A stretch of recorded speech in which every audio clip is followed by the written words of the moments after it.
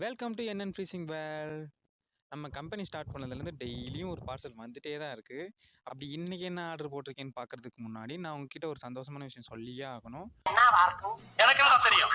நான் டாக்டர் ஆயிட்டேன். நம்ம சேனலை புதுசாக பார்க்குறீங்கன்னா ஒரு லைக் பண்ணி சப்ஸ்கிரைப் பண்ணிருங்க.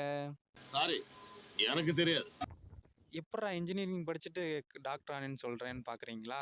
ரொம்பலாம் யோசிச்சு கன்ஃபியூஸ் ஆக வேண்டாம். அதை நானே சொல்கிறேன்.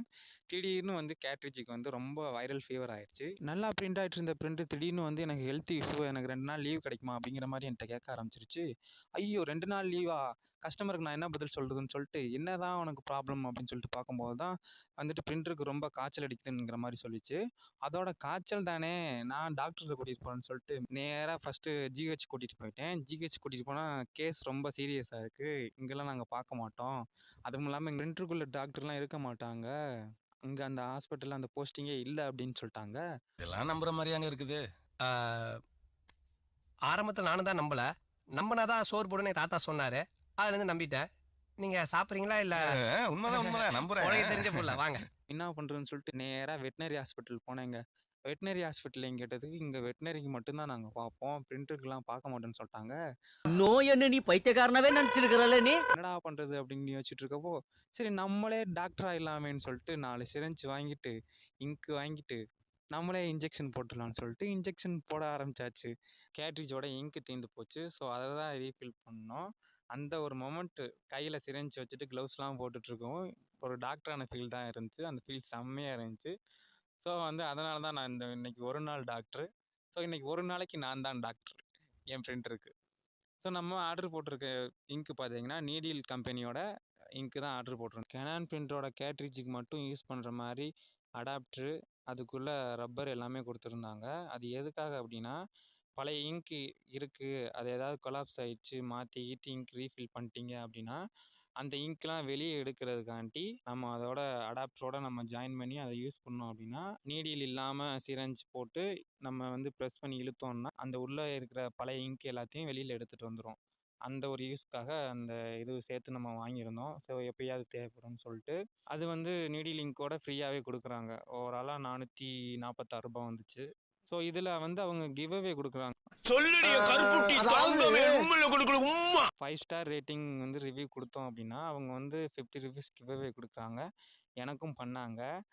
நம்ம ஆர்டர் பண்ண ப்ராடக்ட்டுக்கு கீழே ரிவ்யூ கொடுத்துட்டு அதை அப்படியே ஸ்க்ரீன்ஷாட் எடுத்து அந்த இங்க் வாங்கின ப்ராடக்ட் பாக்ஸுக்குள்ளே ஒரு கார்டு ஒன்று இருந்துச்சு. அந்த கார்டில் உள்ள நம்பருக்கு நம்ம அந்த ஸ்க்ரீன்ஷாட் சென்ட் பண்ணோம் அப்படின்னா அவங்க அந்த மெசேஜ் வந்து எல்லாரும் பார்க்குற மாதிரி வெரிஃபை ஆகிடுச்சு அப்படின்னு சொன்னால் அதுக்கு அப்புறம் வந்து நமக்கு ₹50 அவங்க சென்ட் பண்ணுறாங்க.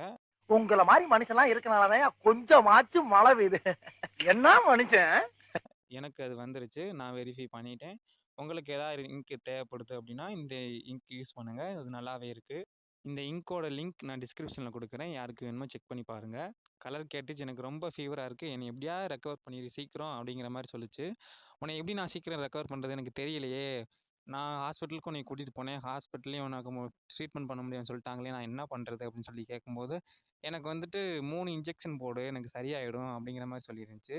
அடங்கப்பா, இது உலக நடிப்புடா சாமி. ஸோ அதனால் கேட்ரிஜுக்கு ட்ரெஸ் சேஞ்செலாம் பண்ணிவிட்டு க்ளவுஸ்லாம் மாட்டிட்டு கையில் சிரஞ்ச் எடுத்தோடனே டாக்டர் ஃபீல் வேறு லெவலில் இருந்துச்சு. உண்மையிலே நம்ம டாக்டர் ஆகிட்டோம் அப்படிங்கிற மாதிரி தான் இருந்துச்சு. பாட்டிலை கவுத்திட்டு ரீஃபில் பண்ணுறப்போ வேறு லெவல் ஃபீலாக இருந்துச்சு எனக்கு. அந்த ஒரு மொமெண்ட் மறக்கவே முடியாது அப்படிங்கிற மாதிரி தான் இருந்துச்சு. புதுசாக யாராவது கேட்ரிஜ் ரீஃபில் பண்ணுறீங்க அப்படின்னா அந்த இன்ஜெக்ட் பண்ணுற ஹோலை வந்து கொஞ்சம் பெருசு பண்ணிக்கோங்க. ஏதாவது கையில் கிடைக்கிற ஷார்ப்பான பொருளை வச்சு அந்த இன்ஜெக்ட் பண்ணுற ஹோலை வந்து கொஞ்சம் பெருசு பண்ணிக்கோங்க கேட்ரிஜோடத. ஏன்னா வந்துட்டு நீங்கள் பெருசு பண்ணாமல் வந்து இங்க்கு இன்ஜெக்ட் பண்ணுறீங்க அப்படின்னா அந்த இன்ஜெக்ட் பண்ணுற இங்க்கு டக்குன்னு வந்து ஃபில் ஆன மாதிரி அந்த பின்னு வழியாக வந்து இங்க்லாம் வெளியில் கொட்ட ஆரம்பிச்சு. இங்க்கு ரீஃபில் பண்ணவே இல்லையே, அப்புறம் எப்படி வந்துட்டு அதுக்குள்ளே கொட்டுது அப்படிங்கிற மாதிரி யோசிச்சுட்டே இருந்தேன் ரொம்ப நேரம். அப்புறம் தான் வந்துட்டு அந்த ஏர் போகிற ஸ்பேஸ் இல்லாதனால சிப்பு வழியாக வெளியில் வர ஆரம்பிச்சிருச்சு. ஸோ இன்ஜெக்ட் பண்ணுற ஹோலை வந்து பெருசு பண்ணி பார்க்கலாம்னு சொல்லிட்டு பெருசு பண்ணதுக்கப்புறம் இங்கு 2-3 சிரஞ்ச் வந்து ரீஃபில் ஆச்சு.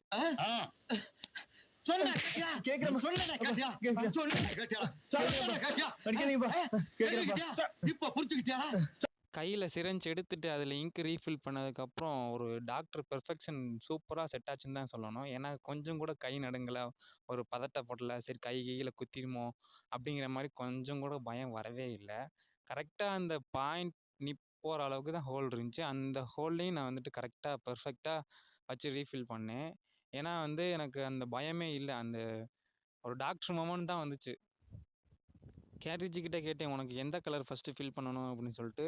நான் இங்கி பிங்கி பாங்கி போட்டு சூஸ் பண்ணவா அப்படின்னு சொல்லி கேட்டேன். "என் உயிர் இங்க ஊசலாடிட்டு இருக்கு. உனக்கு இங்கி பிங்கி பாங்கி கேட்குதா?" அப்படின்னு சொல்லிட்டு கேட்ரிட்ஜ் ரொம்பவே சீரியஸ் ஆயிடுச்சு.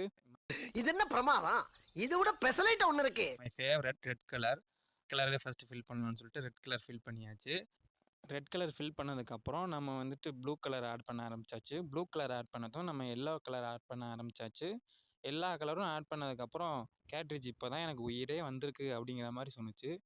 ஃபைனலி எல்லா கலர் இங்கையும் கரெக்ட்டா ரீஃபில் பண்ணி முடிச்சாச்சு. அதுக்கப்புறம் 2 கேட்ரிட்ஜையும் பிரிண்டருக்குள்ள இருக்கிற கேட்ரிட்ஜ் பெட்ல அப்சர்வேஷனுக்காக வச்சாச்சு. நீங்க நைட் ஃபுல்லா பெட் ரெஸ்ட் எடுத்துட்டு காலையில ஒர்க்குக்கு வந்தா போதும்ன்னு சொல்லிட்டு பெட் ரெஸ்ட் எடுக்க சொல்லிட்டு குட் நைட் சொல்லிட்டு வந்தாச்சு. இந்த வீடியோ உங்களுக்கு பிடிச்சிருந்தா மறக்காம லைக் பண்ணுங்க, சப்ஸ்கிரைப் பண்ணுங்க. நம்ம சேனல்ல போடுற ஒவ்வொரு வீடியோ நீங்க உடனே பார்க்கணும்னா மறக்காம சப்ஸ்கிரைப் பண்ணி பெல் ஐகான ஆல்ல வச்சிருங்க. Tata bye bye. See you. Next வீடியோல பார்க்கலாம்.